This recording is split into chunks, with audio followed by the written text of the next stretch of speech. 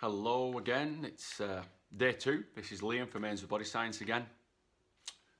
Beautiful day. Just got back from our walk and while the sun's still shining, I thought it'd be another good opportunity to talk to you guys about what we talked about yesterday and a couple of other points as well to mention later on in this video blog. First things, did you make your plan? Did you write something down? Did you put it on your fridge? If you didn't, do it. If you can, do it today. Write the plan, daily plan, what you're going to do. Stick it on your fridge or somewhere where you can see it all the time.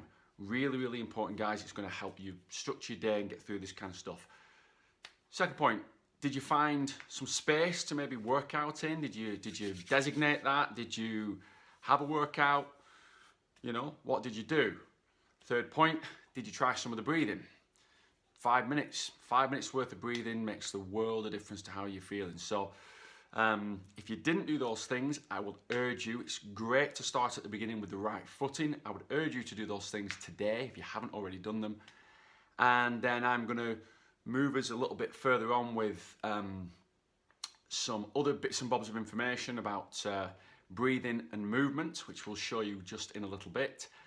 And moving on to some other subjects that I haven't mentioned yet, crucially important, like hydration and nutrition. We'll go later on in the week, I think, but we'll stick with hydration at the moment. So, if you didn't breathe, do it. If you didn't find your space, find one.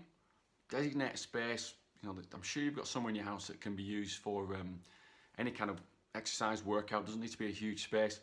Most importantly, make a plan. Get it stuck on your fridge. So reiterating those points that we went through from yesterday.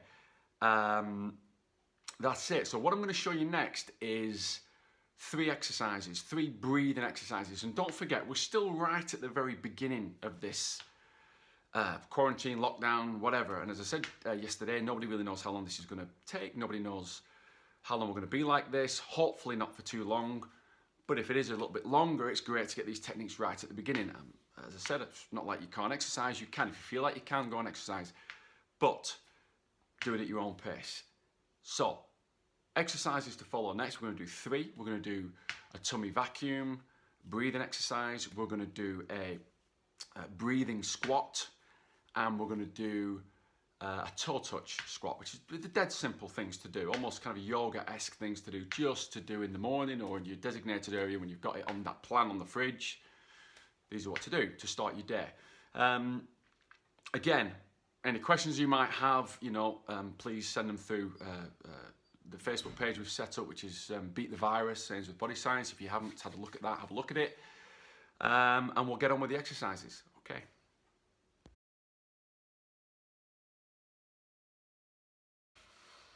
Okay, so we've moved to the floor, so different angle. And we are going to show you the first of the 3 exercises, breathing exercises I want to go through with you today.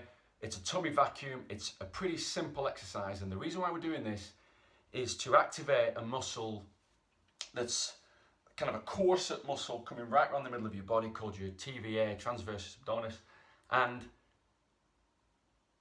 it's a really important muscle because it gives you structure. It's like a squeeze of the toothpaste. That's what it does right around your spine. It's great to use that muscle when you're lifting and when you're moving and gently drawing that belly button in to protect your spine and help your movement.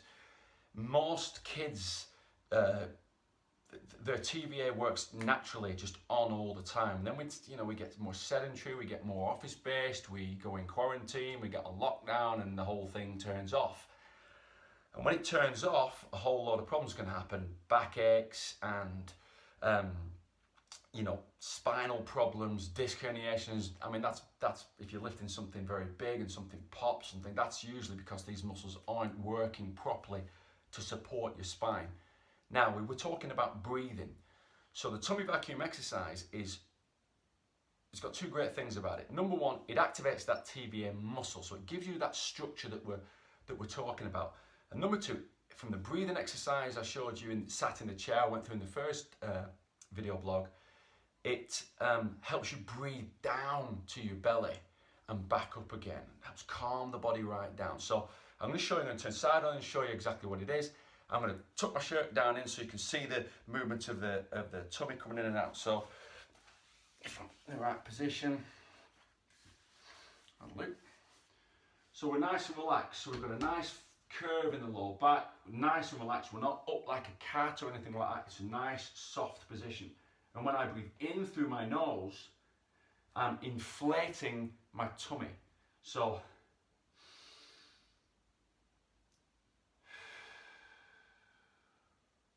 again, in through my nose, out through my mouth, and the belly button should draw up.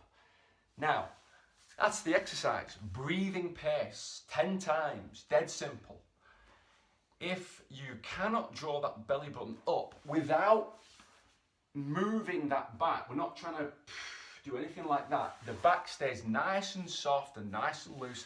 If you can't do that, it's going to take some practice. You're going to have to practice and practice to get that right.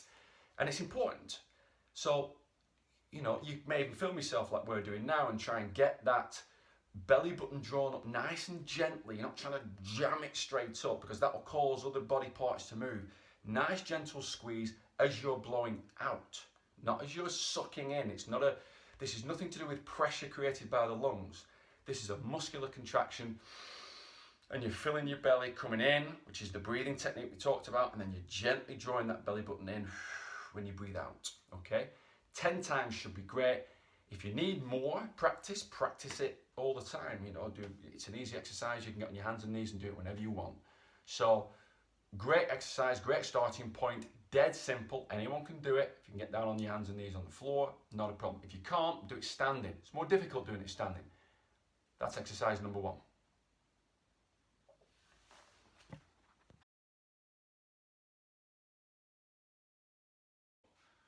Second exercise that we're going to do is a breathing squat. I've gone to portrait mode, so hopefully that doesn't mess with your brain a little bit too much and mess up with my recording, but I'm 6'4", so it's easier doing it this way. Breathing squat, again, we're looking to tie in movement with breathing. Movement and breathing together. So again, like I said in the first video blog that we did, a lot of this stuff is done at your own pace, which is different to everybody else's.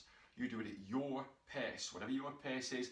My pace is going to be a lot different to other people's because I'm taller. So someone who's 5'4" or something like that, a shorter person than me, is going to be doing this maybe quicker because they're going to get up and down a little bit faster. So don't worry about following something that you've seen online that someone doing it very, very quickly. It doesn't work like that. You go with your own pace, okay? So what we're going to do is we're going to cross our arms across the chest. You can put them on your hips if you want to. You tend to get them out of the way and cross them across the chest. And we're going to squat. Your feet stay flat on the floor like you're sitting into a chair. And as we go down, we're going to breathe out because we're compressing the body. As we come up, we're going to breathe in because the body is decompressing. So it is out as we go down. In. As we come up, out as we go down, in as we come up. Heels stay flat on the floor. I'll show you from the side, just once so you've got it from the side. Out, down, in, up. Okay, now I can squat a little bit deeper than that normally, but I'm just going to go down as low as that for the time being. If you can only go 2 inches down, 3 inches down, that's all you do. That's fine. If your knees hurt or your hips hurt, then that's all you do. You just do whatever you are capable of doing from a distance point of view. We are not trying to break records. We're not trying to be absolutely textbook bang on. You know, sometimes you get other professionals going, oh, that's wrong, you're doing that because you should be going deeper, you should be going higher, you should be going left, you should be going right. That's not the point. The point is to work to your capability, your pace, and that's what you should do with that exercise. Breathing squat, out as you go down, in as you come up. Decompress that body, decompress that spine, chill yourself out a little bit. Again, 10 times, dead simple, okay? Second exercise done.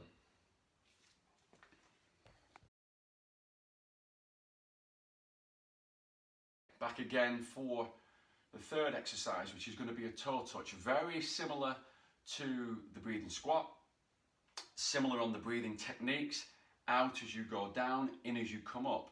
And what we're going to do this time is we're going to bend, so we're not going to squat too much. It's a slightly different bend than some of my gym goers may know. It's not a deadlift kind of bend or anything like that. It's a very relax of the spinal column going down, and we're kind of dripping ourselves down toward the floor. The technique here is to keep your hands kind of close to your knees, and you're going to try and get your hands down as far as you can to your toes, bending the knees slightly and letting that spine drip over and down toward the floor, and then you're going to come back up. You can come up to standing position, or you can just come back up to where the knees were, the knees are. I'll show you both techniques, and you can choose which one you want to do. So first, hands on thighs, and you're going to just slide your hands down towards your ankles, towards your feet, dripping that spine over, breathing out.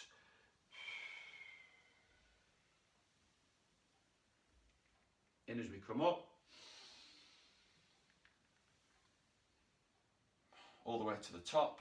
Now I'm going to do the half version, which we start on the knees, we drop down,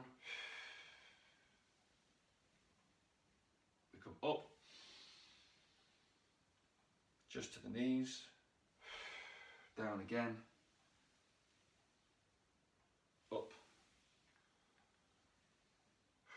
Turn to the side just to show you what's happening with my back and my hips and my feet. Again, full version, hands on thighs, breathe out.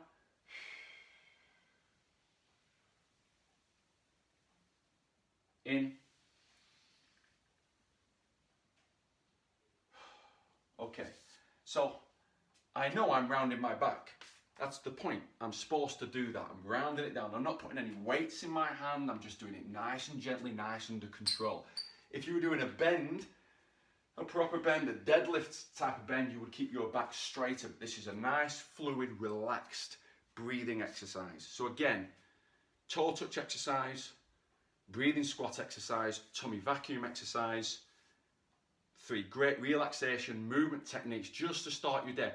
I mean, 10 times takes, what, 3 to 5 seconds maybe per rep. You're talking about 3 minutes worth of exercise. That's it, 3 to 5 minutes, nothing for all those 3 exercises. Okay, so exercise done. We're going to talk about hydration next, just to finish off. So it's a bit of a longer one today, but bear with me. Okay, so exercise is done. Breathing exercises, really useful.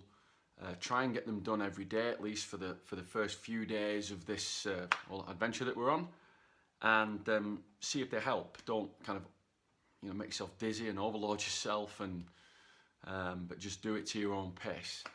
The last thing I'm going to talk to you about, which is leading into something I'm going to talk a little bit more about later on, trying to keep these as brief as I can, is water, hydration. What are you doing about it?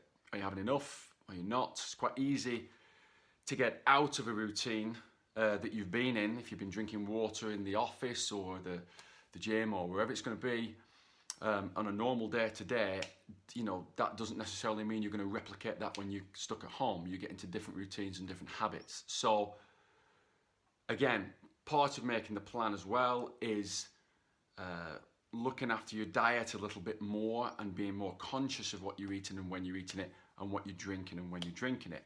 Water being the number one thing. Nothing on this planet survives without it. It is critical that you have enough water every day. So how much should you be having? Now there's lots of numbers I can baffle you with about,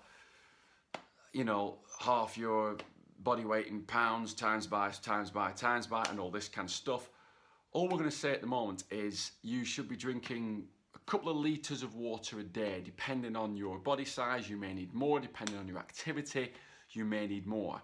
A good indication about whether you're hydrated or not is the colour of your pee. So if it's dark orange or dark yellow or blue or green, or I'd go and see a doctor if it was blue or green, then you are dehydrated and your body's telling you you're dehydrated. So you need to drink some more water. Ideally bottled water, but I understand in this day and age, particularly now, it's, bottled water might not be the thing that you can get your hands on. Tap water secondary, at least it's water, at least it's something getting down your system and keeping you hydrated. So important, you know, have something when you get up in the morning. A glass of water is great to start that digestive system working straight away before you have anything else. You know, a couple 100 mils of water in the morning won't go amiss. It's really good, starts the engine running, so it you know, creates it creates lubrication for the food coming down, and the body's nice and happy. So drink water in the morning. Maybe not so much before you go to bed, you know. It'll keep you up at night if you're not careful. If you go into the bathroom during the middle of the night and you maybe drank too much water later on because you're trying to get the deficit down, or I've not drank enough during the day, so I need to drink some more at night. You need to manage what you're doing during the day before you start drinking lots and lots of water at night. But it is important, particularly now when your body's a little bit more stressed and probably a little bit less active. Make that decision to up that water intake, and make sure that you and your family are doing the same. My kids have a water bottle each they run around with, and you know, we make sure that we keep a relative close eye on how much of that water that they're having.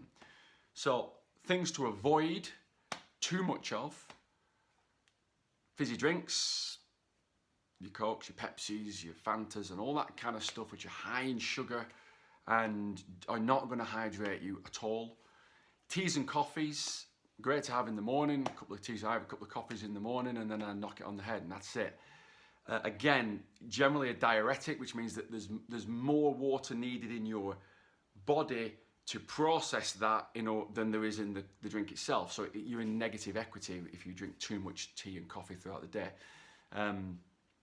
Again, these are broad rules for people. I'm not trying to say thou shalt not do this or that. Enjoy your tea or coffee, but just be, you know, don't have 10 cups of coffee a day, because that's really going to dehydrate you. Alcohol is another one, and I've seen on the supermarket shelves, it's one of the ones that's empty, which is bizarre, but it's one of the ones that's, you know, toilet roll, alcohol, crisps was one of the ones that was empty, and you can just see what people are planning here. They're just planning a big kind of alcohol food fest, sat on the sofa watching Netflix and doing that, and that's great, but you're not going to be able to do that for 12 weeks or 6 weeks or 1 week, because it's going to really affect your body at the end of the day, and you know that. You really know that. We all know that, but some of us are choosing to ignore it. That's why the shelves are free of alcohol at the moment. So go easy on that, you know. Have a couple of drinks at weekend. I enjoy a couple of beers at weekend, and it's nice. Not midweek, don't do it. And just be sensible with it, because again, that will dehydrate you, and it's added sugar that you don't need, and it's added stress that you don't need, because too much of it messes with your emotions and things like that. So if you can, avoid it as much as you possibly can, or at least try and just taper it down to a weekend or something like that. And even then, just a couple, don't go crackers. Easier said than done, I get it, but think water, think clear, pee, which is good, and try and get into a habit of having a bottle around and something that you can hydrate yourself with, particularly if you're going to start doing some of the movements and exercises that we're going to go through a little bit later on. So, hope that helps. I will do another a video blog soon. I might give it a rest tomorrow and do, I don't want you to get completely sick of me, so I might give it a rest tomorrow and do one the following day. I've got some live PT sessions going on and things like that, so other stuff happening. But again, details to contact us, Ainsworth Body Science, at the end of the video. And if you feel you need to make contact for any personal help, please do. See you soon.